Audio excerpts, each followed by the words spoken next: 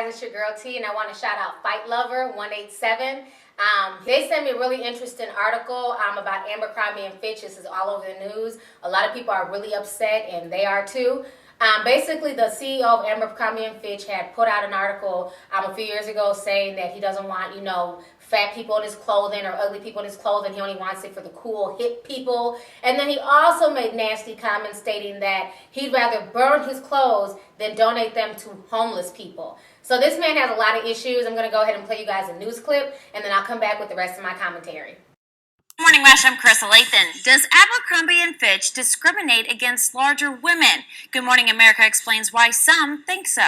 Abercrombie doesn't carry XL or XXL for women. Not to mention the fact that the average American woman is a size 14 and therefore can't even shop at Abercrombie. In a 2006 interview with Salon magazine, Abercrombie CEO Mike Jeffries made it clear the brand is built on sex appeal, saying, "We go after the attractive, all-American kid with a great attitude and a lot of friends. A lot of people don't belong in our clothes, and they can't belong. Are we exclusionary? Absolutely." Co-author of The New Rules of Retail, Robin Lewis, chimed in on the topic with Good Morning America. He really crystallized this core consumer he was going after. But Lewis says it's a model that may not fit the future. Plus-size shoppers now make up 67% of consumers. Business Insider notes this also comes at a time when other retailers like H&M and American Eagle are adding sizes to their lines. Abercrombie is sticking to its guns of conventional beauty, even as that standard becomes outdated. The Examiner pointed out that by their standards, beauties like Mad Men's Christina Hendricks wouldn't exactly make the cool kid cut. A rep for Abercrombie declined to comment to Good Morning America. Okay, so you guys just watched a news clip, and this whole situation is a mess. Let me start by saying this, because I think a lot of people tend to think that I'm bigger than what I am, and I'm not. I wear a size 5 in juniors. I wear a size 4 in women's. Matter of fact, this is a picture I posted yesterday. This was me on Mother's Day. And as you can tell, I'm very tall and I'm very thin. So I can fit Abercrombie and Fitch's clothes just fine. But I have not been in an Abercrombie and Fitch store since high school. I don't shop there. And to me, it's like the man is delusional. How classy is your store and you can just go to any local mall and go shopping? It's not like your fucking store's on Rodeo Drive or, next to Kitson in Beverly Hills. It's at any local mall. And then for him, a lot of people are saying that it's not fair and he should make stuff for bigger people. I never understand why big people complain about, companies not making clothes their size. My thing is, if a company doesn't have enough common sense to make things bigger than a size 10, then they don't need to get my business. I'm not going to shove my money down somebody's throat who doesn't want it. There's so many other places that plus-size women can shop that cater to plus-size women. You guys should not lose any sleep over Abercrombie and Fitch. Like I said, I can fit their clothes, and I don't shop there. That's not my style of clothing. That's not my style of store. I don't shop there. I don't buy stuff for my kids there. My kids don't wear Abercrombie and Fitch, so I really could care less. I think what I found more disturbing was when he said, we go after the cool kids, the all-American kids, the pretty kids. So what is all-American? Blonde hair, blue eyes?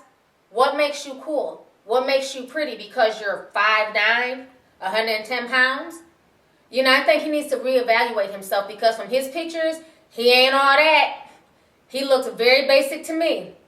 So again, beauty is in the eye of the beholder, but when you try and say things like that, you need to realize that teenagers are listening to that. And teenagers have very fragile self-esteem as it is. So if a teenager is petite, if she's under 5'5" or, 150 pounds, how is she supposed to feel hearing those type of comments? So because she's 150 pounds and she's shorter, that makes her not attractive? That makes her not cool? It's sad that adults are out here perpetuating this bullshit. When I was in high school, I was like a size 1 or 2. I was itty bitty. And guess what? I wasn't popular. I wasn't part of the cool kids. I had my small clique of friends, and I was cool with that. And a lot of the cool kids, a lot of the popular kids, they're not on shit now. So to me, being cool and being popular in high school doesn't really equate to anything. I think he should be pushing the fact that, instead of just being pretty and cool, how about being a good person? How about being a caring person? How about being a loving person? How about doing for your fellow man? This man is the CEO, so he does have the right to run his company how he wants to run it. If he doesn't want to make plus-size clothing, he doesn't have to. And you can't pick at that. Because at the end of the day, can I get mad because Lane Bryant does not make stuff in a size 4 for me? No. Can I get upset when I walk into Torrid with my bigger friends and they're in Torrid shop and I'm just sitting there like, I'm not a size 15, so nothing in Torrid fits me. I can't get mad. That store is designed for plus size women, and it is what it is. Can I get upset when I go into Walmart and all I see is Walmart brand clothing and I'm mad because Walmart doesn't sell Tommy Hilfiger or Baby Fat? No. That's what that store specializes in. So he has the right to cater to what he wants to cater to. But his comments are bullshit, and his comments show how ignorant he is. And then another thing that disturbed me, that fighter also pointed out, is that basically he also stated that he would rather burn his clothing before he donates them to homeless people or ugly people. It's like this man is so full of himself. I've seen Abercrombie and Fitch at the thrift store when I go shopping. I've seen Abercrombie and Fitch at garage sales. So you may not donate Abercrombie and Fitch, but a lot of regular everyday people do donate Abercrombie and Fitch. Again, this man's store is all over the nation. I don't understand how he's so arrogant to think that, his store is just all that and it's just really, really exclusive. It's not Kitson. It's Abercrombie and Fitch. You can go anywhere in the country and go to the store and get an Abercrombie and Fitch t-shirt. It's not exclusive like that. I don't know, but I just feel like, again, he's a CEO. He has a right to cater to thin people if he wants to. That's his choice. Just like it's Lane Bryant's choice to cater to plus size people. You can't force a clothing manufacturer to make bigger sizes. Me personally, if I was plus size, I wouldn't want to buy anything from Abercrombie and Fitch. Point blank.